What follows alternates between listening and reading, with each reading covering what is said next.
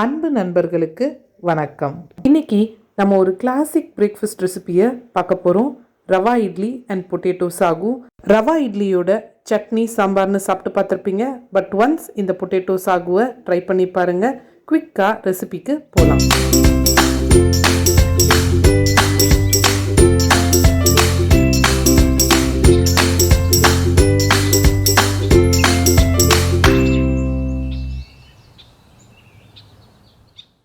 முதல்ல நம்ம ரவா இட்லிக்கான மாவை ரெடி பண்ணிப்போம். ஒரு சூடான கடாயில் 2 டீஸ்பூன் நெய் சேர்த்துக்கோங்க. நெய் உருகின உடனே 1/2 டீஸ்பூன் கடுகு பொரியட்டும். அடுத்தது 1/2 டீஸ்பூன் ஜீரகமும் பொரியட்டும். ஜீரகம் பொரிஞ்ச உடனே 12லிருந்து 15 மிளகு சேர்த்துக்கோங்க. அடுத்தது 1/2 டீஸ்பூன் கடலைப்பருப்பு சேர்த்துக்கோங்க. கடலைப்பருப்பு சேர்த்ததுக்கப்புறம் 1/4 டீஸ்பூன் பெருங்காயம், ஒரு சின்ன குச்சி கருவேப்பிலை. நம்ம சேர்த்த பருப்பெல்லாம் ப்ரௌன் கலராக மாறுற வரைக்கும் இதை நல்லா வறுத்து எடுத்துக்கோங்க.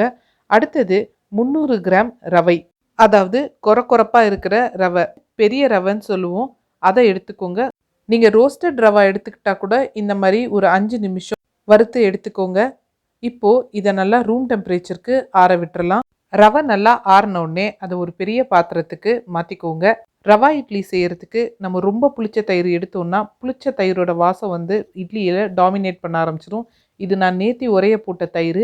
1 கப் நல்லா அடித்து எடுத்துக்கிறேன். 1 கப் அப்படின்னா இங்கே 240 மில்லிலிட்டர். தேவையான உப்பு சேர்த்துக்கிட்டு நல்லா கலந்து விட்டுருங்க. இப்போ மாவு கெட்டியாக தான் இருக்கும். அடுத்தது 3/4 கப்புக்கு கொஞ்சம் அதிகமாக தண்ணி சேர்த்து நல்லா கலந்து விட்டுருங்க. இப்போ மாவு ரொம்ப தண்ணியாக இருக்கிற மாதிரி இருக்கும். ரவை எந்த அளவுக்கு தண்ணியை உரியுதோ அந்த அளவுக்கு இட்லி சாஃப்டாக இருக்கும். இது 15லேருந்து 20 நிமிஷம் வரைக்கும் ஊறட்டும். அதுக்குள்ளே நம்ம பொட்டேட்டோ சாகு ரெடி பண்ணிடலாம். ஒரு சூடான கடாயில் 1 டேபிள் ஸ்பூன் எண்ணெய் சேர்த்துக்கோங்க. எண்ணெய் சூடான உடனே 1/2 டீஸ்பூன் கடுகு பொரிஞ்ச உடனே 1 டீஸ்பூன் உளுத்தம்பருப்பு, 1 டீஸ்பூன் கடலைப்பருப்பு சேர்த்து ப்ரௌன் கலராக மாறுற வரைக்கும் வறுத்துக்கோங்க. ஒரு சின்ன வெங்காயத்தை இந்த மாதிரி பொடியாக நறுக்கி சேர்த்துக்கோங்க. வெங்காயம் நல்லா கண்ணாடி மாதிரி டிரான்ஸ்பரண்ட்டாக ஆற வரைக்கும் வறுத்துக்கோங்க. இதுக்கப்புறம் ஒரு குச்சி கறிவேப்பிலை, பொடியாக நறுக்குன 1/2 டீஸ்பூன் இஞ்சி சேர்த்துக்கோங்க. 2 சின்ன பச்சை மிளகா. இது காரம் அதிகமாக இருக்கும், அதனால நான் 2 சேர்த்துக்கிறேன். நீங்கள் உங்களோட காரத்துக்கு ஏற்றாப்புல அட்ஜஸ்ட் பண்ணிக்கோங்க. பச்சை மிளகாவை பொடியாக நறுக்கி சேர்த்து நல்லா வதக்கிக்கோங்க. தக்காளி மீடியம் சைஸில் 1/2 தக்காளி நான் சேர்த்துக்கிறேன். இந்த மாதிரி நறுக்கி சேர்த்துக்கோங்க.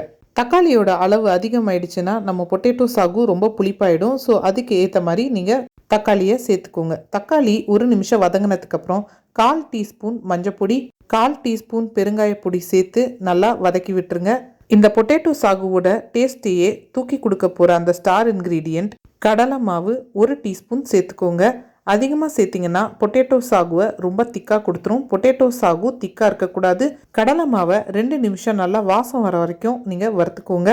இந்த ஸ்டேஜில் 3/4 கப் தண்ணி சேர்த்துக்கோங்க. நம்ம சேர்த்துருக்கிற கடலை மாவு இந்த தண்ணியில் கலந்து ஒரு கொதி வர வரைக்கும் நல்லா வேகணும். இப்போ பார்த்தீங்கன்னா மாவு நல்லா வெந்துருச்சு. இந்த ஸ்டேஜில் வேக வச்ச 3 மீடியம் சைஸ் உருளைக்கிழங்க நல்லா மசிச்சு சேர்த்துக்கிறேன். இதை நல்லா கலந்து விடுங்க. இந்த மசாலாவோட இது இந்த மாதிரி நல்லா கலந்துடணும். பொட்டேட்டோ சாகு நான் முன்னாடி சொன்ன மாதிரி திக்காக இருக்கக்கூடாது. அதனால நான் 1/2 கப் தண்ணி சேர்த்துக்கிறேன். இந்த பொட்டேட்டோ சாகு ரொம்ப திக்காகவும் இருக்கக்கூடாது, ரொம்ப தண்ணியாகவும் இருக்கக்கூடாது, இன்பிட்வீன் கன்சிஸ்டன்சியில் இருக்கணும். அதனால ஒரு கொதி வர வரைக்கும் நான் விட்டுடுறேன். சூடு ஆறின உடனே இது கொஞ்சம் கெட்டியாயிடும். இப்போ நம்ம பொட்டேட்டோ சாகு ரெடி. இப்போ சரியாக 20 நிமிஷம் ஆகுது. நம்மளோட இட்லி மாவு எப்படி இருக்குன்னு பார்க்கலாம்.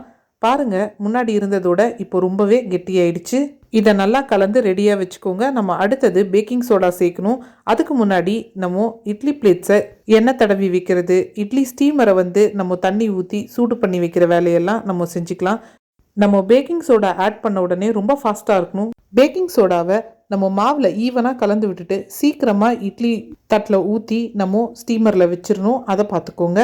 சில பேர் இட்லி மஞ்சள் கலரில் இருக்கணும் அப்படின்றதுக்காக மஞ்சப்பொடி ஆட் பண்ணிடுவாங்க. தயவு செஞ்சு ஆட் பண்ணாதீங்க. ஏன்னா அது பேக்கிங் சோடாவோட ரியாக்ட் ஆகி உங்களோட இட்லி கடைசியாக ரெட் கலரில் ஆகிடும்.